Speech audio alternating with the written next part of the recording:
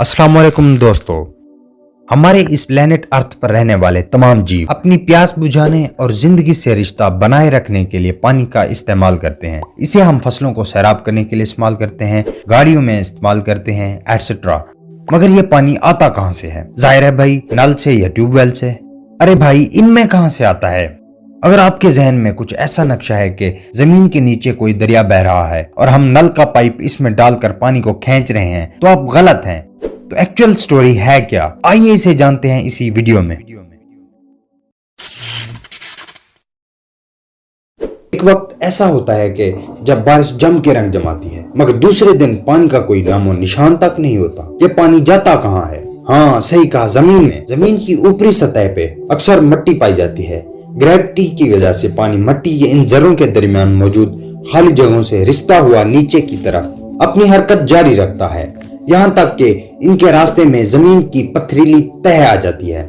जमीन का ये पथरीला हिस्सा पानी को मजीद आगे जाने से रोक देता है और यूं इस हिस्से में पानी का जखीरा होता रहता है और पानी के इस जखीरे को एक्वीफर कहते हैं। ग्राउंड वाटर एक्वीफर का एक निकनेम है क्योंकि ये जमीन के नीचे पाया जाता है, जबकि दरियाओं, नहरों, झीलों और समुद्रों को सरफेस वाटर कहते हैं क्योंकि वो जमीन के ऊपर पाए जाते हैं। दूसरी वजह, बारिश के बाद ग्राउंड वाटर की एक वजह करीब की नहरें या दरिया होते हैं। पानी इन जखीरों से आहिस्ता आहिस्ता जज्ब होकर ग्राउंड वाटर में इजाफा करता रहता है। इसलिए जिन इलाकों में करीब से कोई नहर या दरिया गुजरता है, वहाँ ग्राउंड वाटर का लेवल बहुत ऊंचा होता है। ग्राउंड वाटर की बड़ी वजह ये दो फैक्टर्स ही है। ग्राउंड वाटर हर जगह एक जैसा नहीं होता, कहीं पर इसकी मिकदार ज्यादा तो कहीं पर बहुत कम होती है। इसकी वजह इस इलाके की मिट्टी की कंपोजिशन होती है। कहीं पर मिट्टी के जरों के दरमियान खला यानी पोर्स ज्यादा होते हैं तो कहीं कम। ऑब्वियसली ज्यादा पोरोसिटी के हामिल जमीन में ज्यादा पानी जज्ब होगा, जिसकी वजह से उन इलाकों में ग्राउंड का लेवल अप होगा। जमीन पर अगर हम नीचे की तरफ सफर करें तो नीचे की लेयर्स पर प्रेशर बढ़ता रहता है क्योंकि ग्रेविटी उन ऊपर की तहों को अपनी तरफ खींच रही है। इसी गहराई के साथ बढ़ते प्रेशर की वजह से नीचे की तहों में पोर्स यानी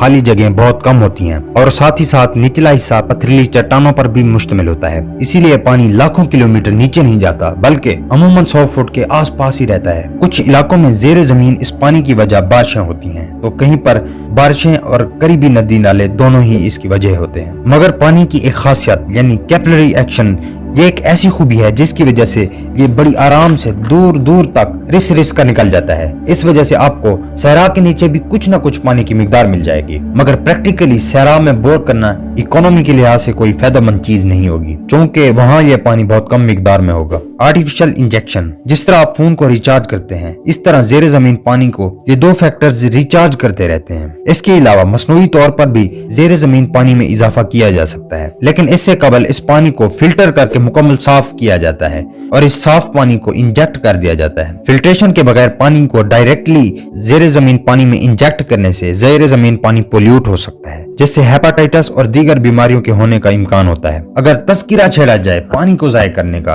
तो हमारे यहाँ लोगों ने इसको जाय करने के नित नए तरीके इजाद कर रखे हैं। मसलन घर की सुघड़ बहू बर्तन धोने के वास्ते नल को खुला छोड़ के गई थी, अब वापसी पे सर पीट के बोले कि उफ, ये मनहूस मारी नल को भी बंद करना था क्या? लगे हाथों आपको उस गली में ऐसे अंकल भी मिल जाएंगे जो अपनी खटारा सवारी को साबुन शैम्पू मारने के बाद ट्यूबवेल खोलकर इसको भी धोते हैं और सारी सड़क को भी। आपकी नस्लें पक्के मकान और आईफोन क्या करेंगी अगर उनके पास पीने के काबिल पानी ही ना हो।